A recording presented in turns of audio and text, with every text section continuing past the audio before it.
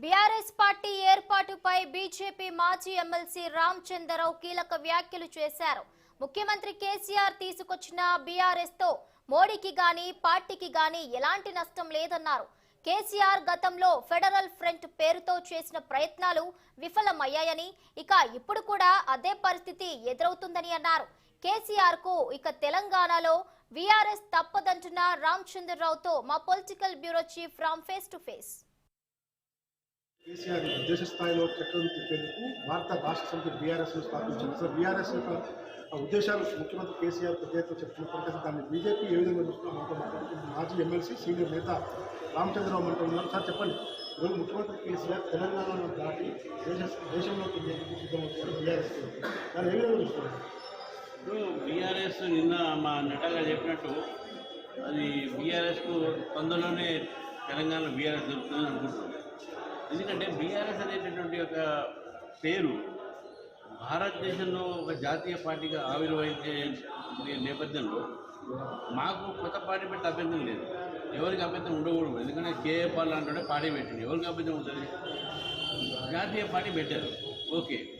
కానీ జాతీయ పార్టీ ఏ అంశాల మీద మాట్లాడుతున్నారు? గుణాత్మకమైన మార్పు అంటున్నారు. ఆ గుణాత్మకమైన మార్పు తెలంగాణలో 8 సంవత్సరాలు తీసుకొచ్చారా?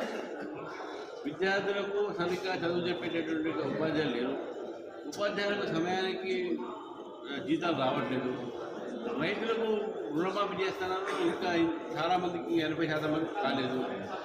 రైతులు ఆత్మహత్య తగ్గినాయంటే ఆ ఆత్మహత్యలు ఈ సంవత్సరమే 300 ఉంటుంది, రైతులు ఆత్మహత్య చేసుకున్నారు. అంటే ఎక్కడ గుణాత్మకమైన మార్పు మీరు తీసుకొచ్చారు ఈ రాష్ట్రంలో? డబుల్ బెడ్రూమ్ అన్నారు, ఎంతమందికి ఇచ్చారు? ఇంటికి నల్లాలన్నారు, ఎంతవరకు ఇచ్చారు? వీటన్నింటిలో వైఫల్యం చెంది ఈరోజు బీఆర్ఎస్ పెట్టడానికి కారణం ఏంటంటే తెలంగాణ ప్రజలు ఈరోజు టీఆర్ఎస్ పార్టీకు వ్యతిరేకంగా ఉన్నారు కాబట్టి దాన్ని బీఆర్ఎస్గా మార్చి ప్రజల ఒక దృష్టిని మళ్లించడానికి ఈరోజు ఈ చేస్తున్న నాటకము. ఈరోజు జాతీయ స్థాయిలో ఎన్నో పార్టీలు ఉన్నాయి, వాళ్ళ అస్తిత్వం మనం చూసాము. ఎన్ని పార్టీలు CPM almost national party recognition కోల్పోయింది వాళ్ళు. ఈ బీఆర్ఎస్ వచ్చి ఏం చేస్తుంది అక్కడ? కాబట్టి ఇదంతా కూడా ఉత్తత నాటకాలు.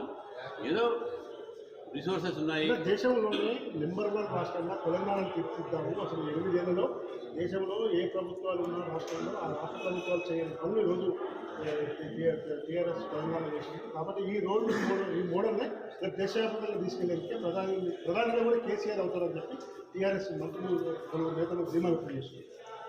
ప్రధాని మంత్రి కావటం అనేటటువంటి ఒక ఆకాంక్ష ఆయనకు ఉంటే తప్పేం లేదు. ఎందుకంటే ఎవరికైనా ఉంటుంది, పెద్ద పెద్దవాళ్ళకు ఉంటుంది, చిన్నవాళ్ళకు కూడా ఉంటుంది. నీ ప్రధానమంత్రి కావాలనో ముఖ్యమంత్రి కావాలని ఉంటుంది.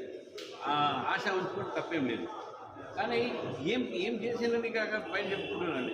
ఏమి అంత పెద్ద మోడల్ ఏముందని ఇక్కడ ఆత్మహత్య జరుగుతున్నాయి. విద్యార్థులు సరిగా విద్యా బోధన లేవు. ఉన్న బస్తీ దవాఖానాలు కూడా కేంద్ర ప్రభుత్వం దవాఖానాలు నేషనల్ హెల్త్ మిషన్ కింద మీరు ఇస్తున్నటువంటి విద్యారంగంలో కూడా సర్వశిక్ష అభియానానికి ఇచ్చినటువంటి నిధులే వాళ్ళు వాడుతూ ఉన్నారు. కొత్తగా ఏమి చేశారు కాబట్టి ఏం మోడల్ తీసుకుపోతారు? మేము మొత్తం 24 hours పవర్ సప్లై అంటారు. 19 రాష్ట్రాల్లో పవర్ కట్ లేదు. ఈరోజు భారతీయ జనతా పార్టీ ప్రభుత్వం కేంద్రం వచ్చిన తర్వాత మా పవర్ పాలసీ వల్లే ప్రపంచంలో 3వ స్థానంలో ఉన్నటువంటి power highest power producing India. Japan, Russia తర్వాత భారతదేశం. అది ఎందుకు చెప్పారు ప్రజలకు?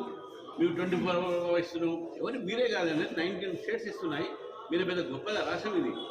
మీరు అంతగా తీర్చుకున్నారా? మీరు గొప్ప రాష్ట్రంగా ఏం తీర్చలేదు. రాష్ట్రంలో మేము ఎంతగా ఉన్నాం, రాష్ట్రం గొప్పగా అయితే తప్ప మా అందరూ కూడా గర్వం ఉంటుంది. కానీ రాష్ట్రాన్ని మీరు దిగదార్చారు కిందికి.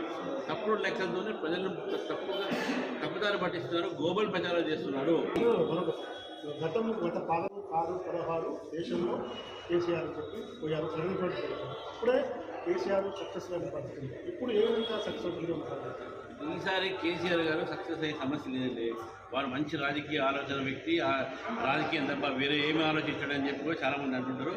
ఏది ఆలోచించినా కూడా కారు సారు 16 అనేది ఒకరు మజ్లిస్ పార్టీకి వదిలిపెట్టారు. ఆ నేపథ్యంలోనే వారు 9 వరకే పరిమితమయ్యారు. ఇప్పుడు అంతకన్నా దగ్గుతారు.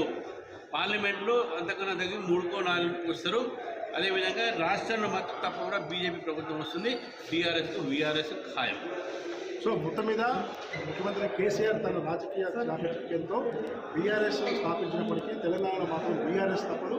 ఆయన దేశంలో ఏం వరదబెట్టి ప్రధాని నరేంద్ర మోడీ ఏం నష్టం చేశారని చెప్పి బీఆర్ఎస్ ఆఫీసులో ప్రజలకు సమాధానం చెప్పాలి. తెలంగాణలో ఏం పాలిస్తున్నాడో అది కూడా ప్రజలకు సమాధానం చెప్పాలని చెప్పి రామచంద్రరావు డిమాండ్ చేస్తున్నారు. ఆఫీస్లో రాములు 60 న్యూస్ హైదరాబాద్.